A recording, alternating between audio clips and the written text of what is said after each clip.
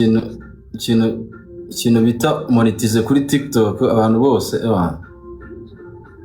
ni ukuvuga urumva sinzi gutya muri speaker ngabanye urumuri turebe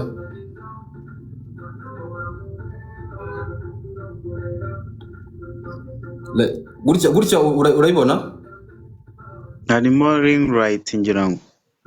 Okay, reka mbigusomeye nari kugira ngo tiyena fresh. Navuga ukuntu bimeze ibihugu byemerewe monetization ku isi yose ni Amerika urumva UK Ubwongereza Germany urumva France Japan South Korea na Brazil. So ikintu busabwa ni ukuba ufite aba followers 10,000 gusa 10k followers. None ukaba ufite na video yarebwe nibura n'abantu 100,000 mu minsi 30. Rero niho ruzingiye sasa. Urumva ko ibyo biroroshye. So ni ukuvuga muri ibi bihugu like account yawe ibaye atari muri iki gihugu ntabwo ushobora kubona creator reward. Ikintu gihari ari nayo deal nashaka kubabwira umuntu wese wifuza account like cyane yo muri UK iri monetize iri ifite aba followers 10,000 yumva ari interesting kuba content creator kugira ngo atangire akorere nyine akore content ajya zihemberwa. Twakora deal nkamuhereza iyo account iri monetize ifite aba followers barenga 10,000. Urayifite nyine like uwari wese tu umuntu wese uri interesting wumva ariko akora content kubera ko nyiguhaye n'ubundi ukazajya postinga twatuntu njyambona abajene bifata utuntu tw'utu snap dukinago ntago n'ubundi yaguhemba bisaba ko at least ukora video irenga umunota. Oya urumva iyo ngiyo ahubwo urayimpa umpe na content ugomba kuyimpa ukampana na content ngomba gukora. Ndagushakira na content Aribi. Ukuvuga ngo ikintu nashaka gusobanurira abantu nago kuba ufite account iri monetize bihagije kugira ngo uhembwe.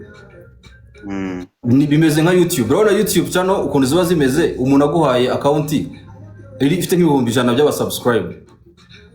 subscribers. No ukaba uyifite ariko ntukore content. Still n'ubundi tuje ya mayero 70 nago wahembwa kuri uko kwezi.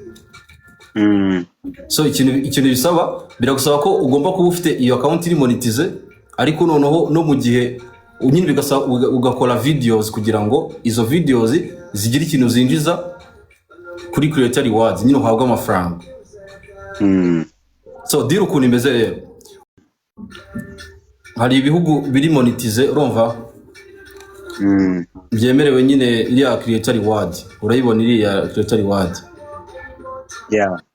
ni ibihugu ubwo nuvuga ngo bemerewe kuba bakora videos and then zikaba zaba monetize nyine uruko postings. Noneho rero hakaba n'aba content creator bo mu bihugu bitandukanye bahabwa subscription.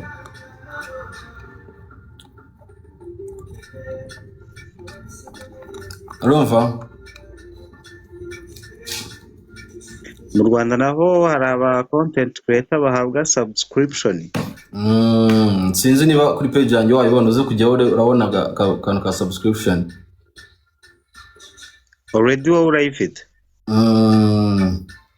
Irahari ngo nugutira ubwene gihugu ndabyibuka. So mu gihe rero nubwo abayobozi bacu minister yavuze ko babirimo mu gihe bitarakunda reka tube dushaka ukuntu nyine nk'abajene tubigenza tugakorera amafaranga. So uburyo bwa kabiri sibyo